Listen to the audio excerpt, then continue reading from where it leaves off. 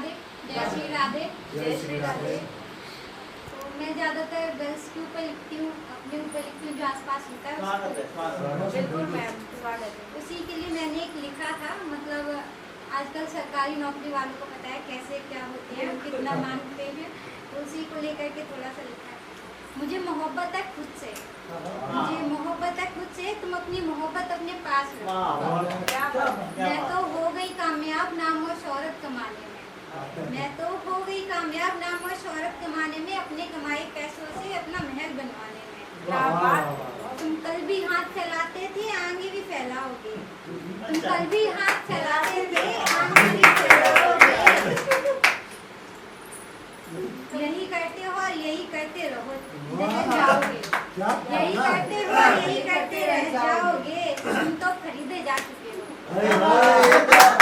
क्या बात है। तुम तो खरीदे जा चुके हो, तो व्यस्त रहे होगे उसके मायके के आटे की रोटियां बनवाने में।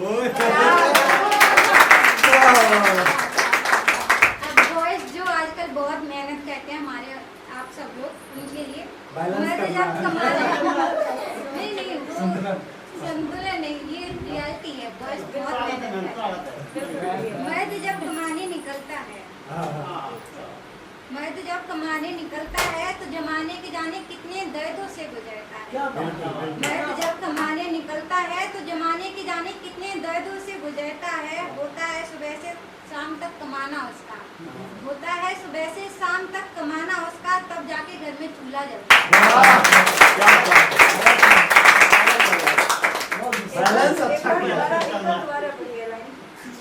मर्द जब कमाने निकलता है, मर्द जब कमाने निकलता है तो जमाने में जाने कितने दर्दों से मिलता है।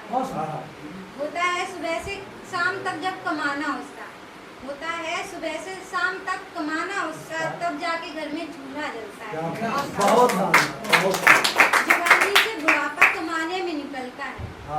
ज्यादातर बॉयज सबका ही 99% जवानी से बुढ़ापा कमाने में निकलता है, तब जाकर एक घर बनता है। बहन हो या बेटी पराए घर तो भेजना है, बहन हो या बेटी पराए घर तो भेजना है, पर पराए घर भेजने का रास्ता बाप और भाई की कमाई के ऊपर से गुजरता है। अब एक और लिखा है मैंने गर्ल्स के लिए। आँखों में सादगी काजल की झलकती है, आँखों में सादगी काजल की झलकती है, मासूमियत हुस्न में जैसे डलती है, मासूमियत जैसे हुस्न में डलती है। होता है कई लोगों का सवाल एक, होता है कई लोगों का सवाल एक, जब कोई हसीना सजने सवरने लगती क्यों आजकल बहुत निखर रही हो, क्यों आजकल बहुत निखर रही हो तुम, क्या किसी की निगाहों की दीवानगी से खुश रहने लगी हो तुम, इसलिए ही इतना सजने सवरने लगी हो तुम, इसलिए ही इतना सजने सवरने लगी हो तुम। अब इन्हें कौन समझाए, अब इन दीवानों को कौन समझाए, हसीनाओं को सजने सवरने के लिए किसी की निगाहों की दीवानगी की जरूरत नहीं है। कौन समझाए, हसीनाओं को सजने सवरने के लिए इन दीवानों की निगाहों की जरूरत नहीं है। श्रृंगार करने के लिए, श्रृंगार तो उनके जीवन का हिस्सा है, श्रृंगार तो उनके जीवन का हिस्सा है, जैसे पानी में मछली के जीवन का किस्सा है। जैसे पानी में मछली के जीवन का किस्सा है, जैसे तितली का फूलों से, बागों का झूलों से, मोती का शीर से, होली का रंगों से, सवेरे का सूरज से, पायल का पैरों से, सर का ओढ़नी से, माँ का ममता से, वैसे ही नारी के यौवन का सजने सवरने से, वैसे ही नारी के यौवन का सजने सवरने से, मोहब्बत के जैसे महबूब से।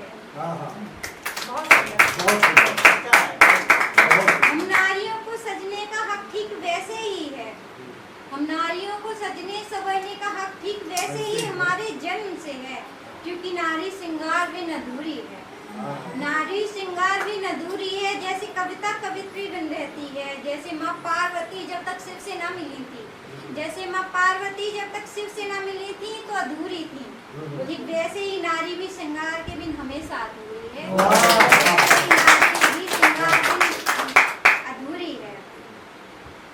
जैसे नवरात्रि में माँ श्रृंगार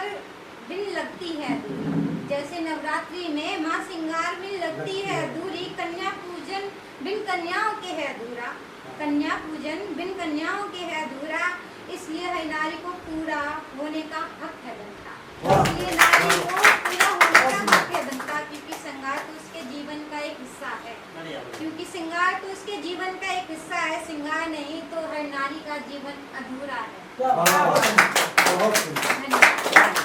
बहुत सुंदर।